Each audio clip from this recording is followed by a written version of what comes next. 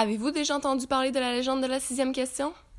Dites-vous que cette question a réussi à troubler un médaillé du Fields en mathématiques et qu'elle n'a été réussite que par quelques personnes à travers le monde. Certains seraient même prêts à dire que c'est l'une des questions les plus difficiles à résoudre en mathématiques. Commençons d'abord par mettre cette fameuse question en contexte. En 1988, pendant les Olympiades australiennes, de nombreux mathématiciens partout à travers le monde, âgés de 20 ans et moins, sont venus se réunir en Australie pour participer à cette compétition ardue. Les Olympiades de mathématiques sont des compétitions mondiales de mathématiques destinées aux élèves des lycées et des collèges et se déroulent à chaque année dans un pays différent.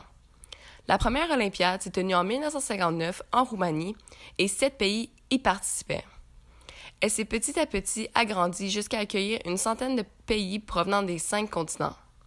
À chaque compétition, il y a environ 260 élèves qui viennent des pays différents et qui possèdent une grande capacité à résoudre des situations mathématiques complexes. Ils sont invités à participer à cette compétition prestigieuse seulement après avoir passé une présélection, d'où l'on peut comprendre pourquoi ils sont si peu.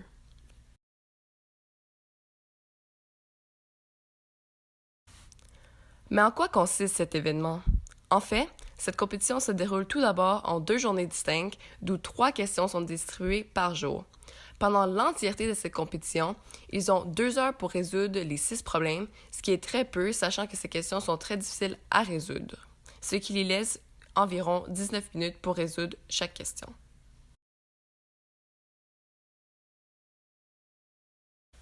Alors, qu'est-ce qui fait en sorte que la sixième question des Olympiades australiennes a marqué l'histoire des Jeux mathématiques? En fait, sur les 260 élèves qui ont participé à cette compétition, seulement 11 d'entre eux ont réussi à faire le numéro et obtenir la note de 7 sur 7. Par contre, il n'y a qu'une personne qui a réussi à résoudre le problème parfaitement. Pour vous donner une idée de la difficulté de ce problème, l'un des participants, se nommant Terence Tao, celui qui a remporté la médaille d'or lors de cette compétition, n'a eu qu'un seul point sur 7 à la sixième question. De même, ce jeune homme qui a remporté par après, en 2006, le prix du Fields Medal, l'un des prix les plus prestigieux de mathématiques.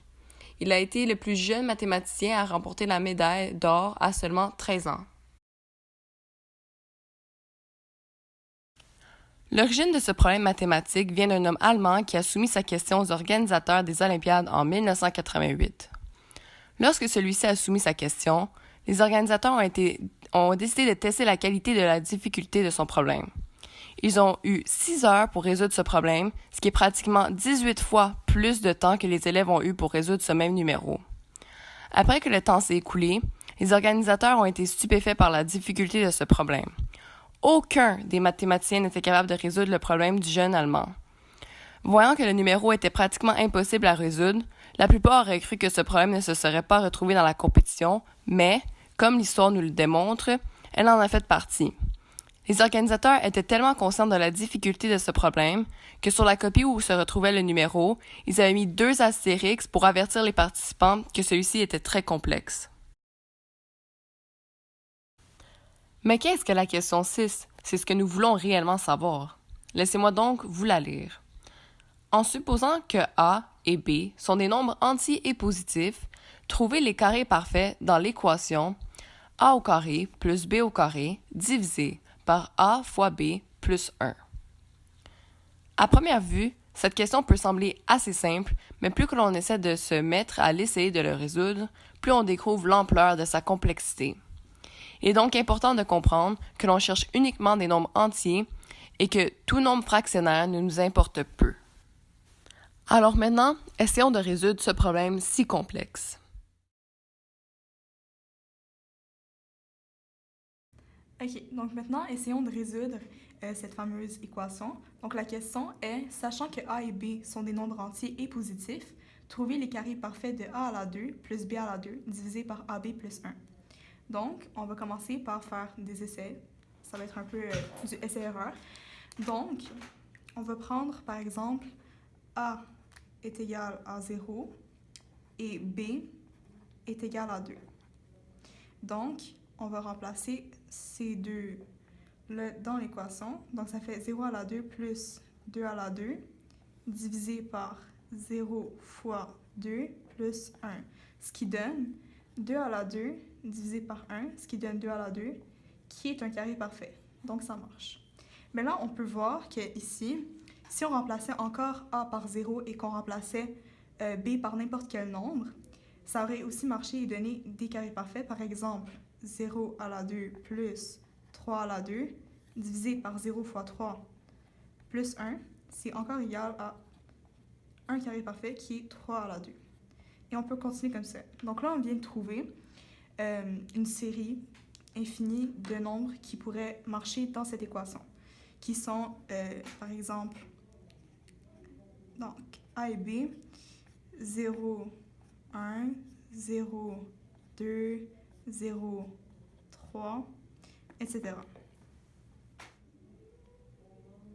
OK, donc maintenant, après le tâtonnement et donc l'essai-erreur, on va essayer de trouver des solutions, d'autres solutions avec les matrices.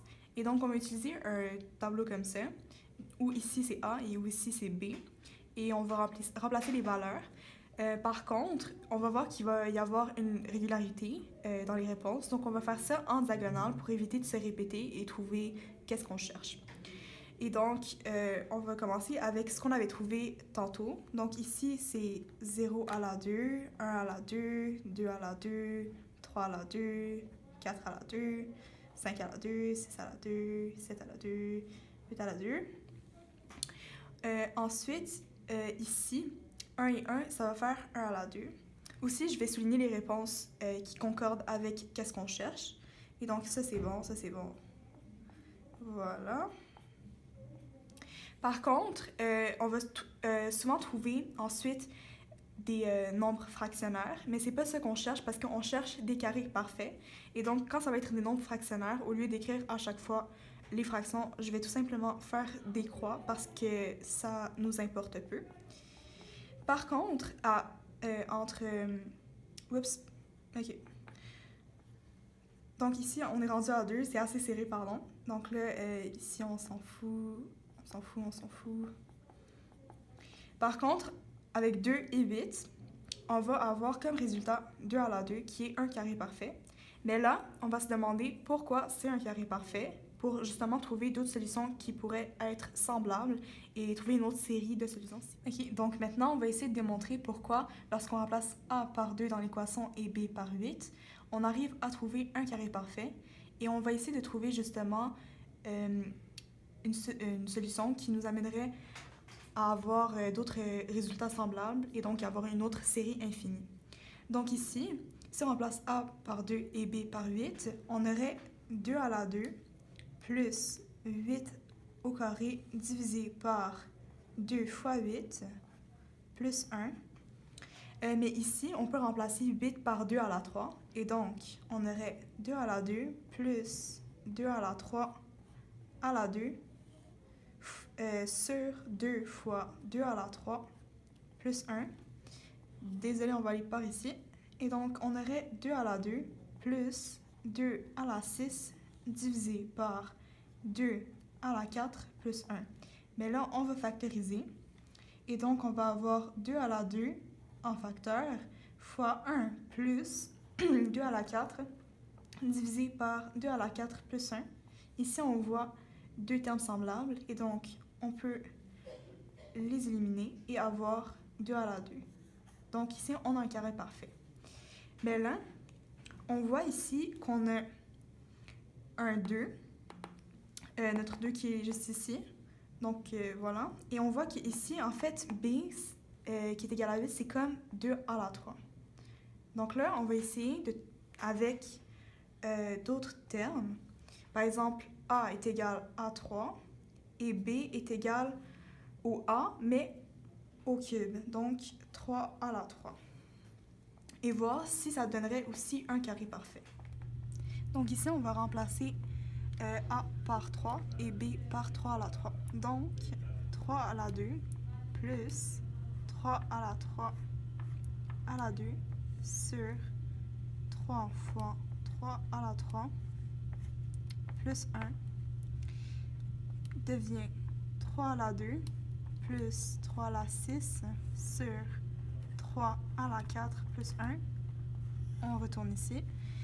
Donc ici, ça va donner en factorisation 3 à la 2 fois 1 plus 3 à la 4 sur 3 à la 4 plus 1. Et donc là, on se rappelle que ça ressemble beaucoup à ce qu'on avait précédemment avec a est égal à 2 et b est égal à 2 à la 3. Et on peut encore simplifier ici et ça nous donne 3 à la 2, qui est encore un carré parfait. Donc là, on comprend qu'il y a une suite logique et qu'il y a une autre suite infinie qui peut faire trouver des carrés parfaits dans cette équation, qui est a et a à la 3. Ok, donc maintenant qu'on a trouvé ces deux séries infinies qui permettent de trouver des carrés parfaits dans cette équation-là, on va admettre que cette équation-là est égale à 4. Et donc, pour qu'elle égale 4, on va faire en sorte ici que le couple qui marche dans cette égalité soit 0 ou b est égal à 2. Et dans celle-ci, on va faire en sorte que ça soit 2 et 2 à la 3. Donc, 2 et 8. Et donc maintenant, on va essayer de les placer dans un graphique pour trouver le lien entre les deux et essayer de trouver d'autres solutions possibles. Donc ici, vu qu'on a A ici, on va avoir le point 2 et 8 et le point 0 et 2.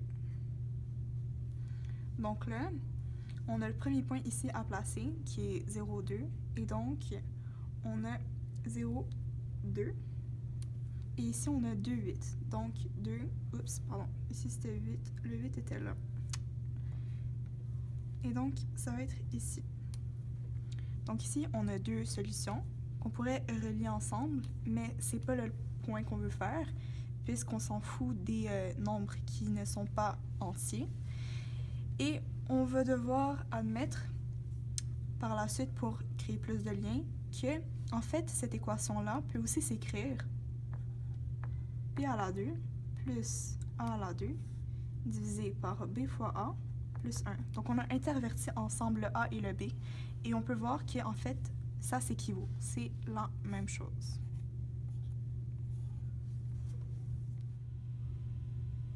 Sachant que ces deux équations s'équivalent, on peut alors admettre qu'en inversant le a et le b, on peut avoir les mêmes résultats. Donc ici, on intervertit ensemble le 2 et le 0, ce qui donne 2, 0, donc un point ici, et 8, 2, donc un point ici. Donc maintenant, on va tracer des lignes pour relier ensemble les solutions qu'on a trouvées. Et là, on voit deux courbes. Mais là, où la magie s'affiche, c'est qu'en fait, il existe une relation entre ces deux courbes qui serait en fait une solution en 3 dimensions et c'est là que se cacheraient toutes les autres solutions qu'on n'avait pas trouvées.